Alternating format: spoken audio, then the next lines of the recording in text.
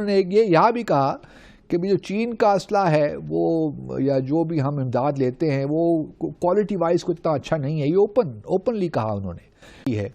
और फिर आप देखिए कि भारत इससे बड़ा खुश होगा कि पाकिस्तान में मखलूत हुकूमत बनी, पाकिस्तान को रेलिवेंट करना है। अमेरिका ही बहुत खुश होगा कि चलिए जी very disturbing trend in the PLA, और इसलिए मुझे कोई शक नहीं है कि इसीलिए वो पीएलए डेली में आपने भी दिखाया था जब हमने डिस्कस किया था, जब पीएलए ने बोल दिया था कि we are not ready for fighting. Bharat और China they are talking about it, उनकी भी मुलाकातें भी हो रही हैं, बातें भी हो रही हैं, बैकडोर चैनल भी यूज हो रहे हैं, जिसपे मुझे तशवीश ये है कि आपकी हिमालय से ऊपर जो दोस्ती है, अगर बल्कि उसका रिजल्ट निकल चुका है कि एक ग्लोबल या इलाकाई कुव्वत कहलाने की या बनने की सलाहियत रखती है या हकदार है। एक ऐसी फौज, चाइना की फौज बहुत बड़ी है लेकिन लाइव कॉन्फ्लिक्ट के अंदर कभी नहीं।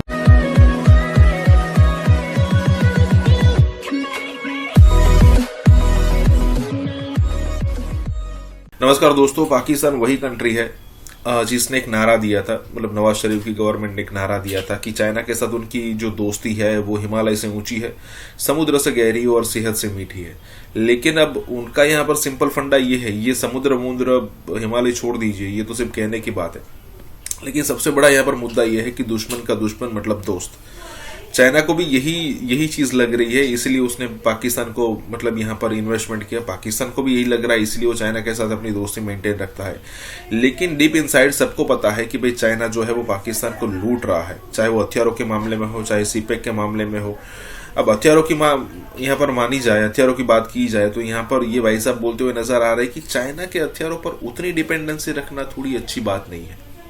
अब देखिए, इंडिया ने सुपरसोनिक एक मिसाइल चलाया था, अगर आप कुछ महीनों पहले की अगर आपको न्यूज याद हो, तो पाकिस्तान के अंदर 2-2.5-3 मिनट तक वो घूमता रहा और फिर एक जगह पर जहां पर नो मैंस लैंड था वहां पर जाकर गिरा। ठीक है, अब यहाँ पर चाइना की रडार सिस्टम लगाई हुई थी, उसने कुछ कैप्चर नहीं किया। यहाँ पर हो सकता है ये पीओके लेने की रिहर्सल भी हो। इसी के साथ ही वीडियो शुरू करते हैं।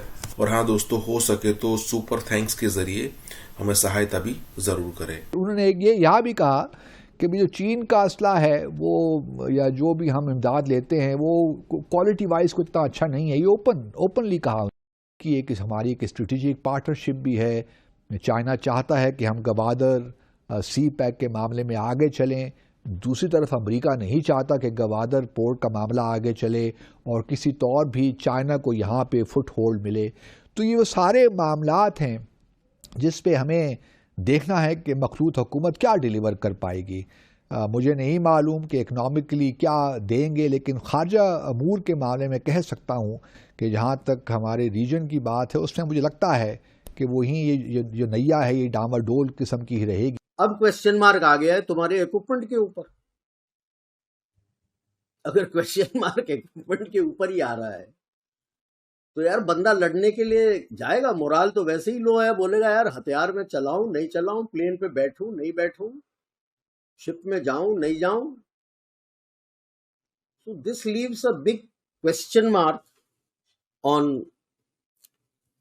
where the Chinese Communist Party is headed, where PRC is headed, and where their PLA is.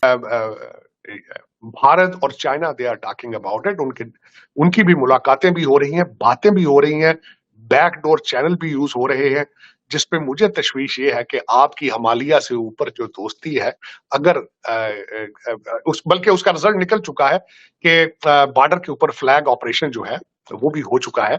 अगर भारत ने रिलेशनशिप चाइना के साथ ठीक कर लिए तो फिर आप चाइना को क्या बेचा करेंगे आप?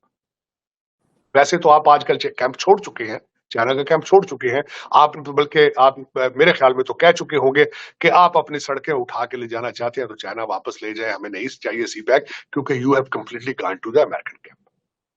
$6 बिलियन जो IMF से आपने मांगा है, हो सकता है वो आपको $7 बिलियन दे दें, ये भी पॉसिबिलिटी, क्योंकि आपने जो उनको कमिटमेंट्स दी है, they are happy with you, you are happy with them.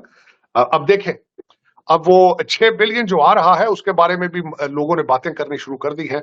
आपने 26 जो कंडीशंस थी, जो अभी आखिरी किस्त आपने आईएमएफ से लेनी थी, 26 कंडीशंस में से 25 कंडीशंस आपने उनकी एक्सेप्ट करके दे दी है। 26 का आपने वादा, ये 26वीं कंडीशन। कस्टमर है, चाइना अमेरिका के मुफादात के खिलाफ तो नहीं जाएगा। चाइना जो है वो डिफॉल्ट करते हुए देखता रहा है श्रीलंका को, उसने उसको थोड़ा सा लोन रीशेड्यूल कर दिए उसके, लेकिन इसके अलावा उसको वो भी शर्त लगी आईएमएफ की कि पहले चाइना से लोन रीशेड्यूल करवाएं, तो फिर चाइना ने किए, ठीक है, लेकिन उसने उसको डिफॉल्ट से नहीं बचाया, तमाशा देखता रहा है चाइना। ठीक, एक ऐसी कुव्वत जो अपने दोस्तों को रेस्क्यू नहीं कर सकती या मुसीबत के वक्त उनके पास नहीं जा सकती, क्या वो कुव्वत जो है एक ग्लोबल या इलाकाई कुव्वत कहलाने की या बनने की सलाहियत रखती है या हकदार है? एक ऐसी फौज, चाइना की फौज बहुत बड़ी है, लेकिन लाइव कॉन्फ्लिक्ट के अंदर कभी नहीं। रडार्स तुम लेके आ रहे हो, आपके स्ट्रेटेजिक सपोर्ट फोर्स के लिए जो साइबर का इक्विपमेंट है, तुम्हारे कम्युनिकेशन का इक्विपमेंट है, स्ट्रेटेजिक कम्युनिकेशन का इक्विपमेंट है, सब में क्वेश्चन मार्क आने लगता है। इसने इतना डिंडोरा पीछे था, 5 नैनोमीटर का मैंने चिप बना दिया। हमने भी बोला था यार चिप बना दिया, उसके ऊपर एनग्रेविंग नहीं कर पाया होगा। किसने एनग्रेव करके दिया है? वो ताइवान ने। ताइवान अब तो निकल के आ रहा है, ताइवान ने इनके, तो इसने क्या बनाया? कुछ नहीं। So it leaves you with a very disturbing trend in the PLA, और इसलिए मुझे कोई शक नहीं है कि इसीलिए वो PLA डेली में आपने भी दिखाया था, जब हमने डिस्कस किया था, जब PLA ने बोल दिया था कि we are not ready for fighting.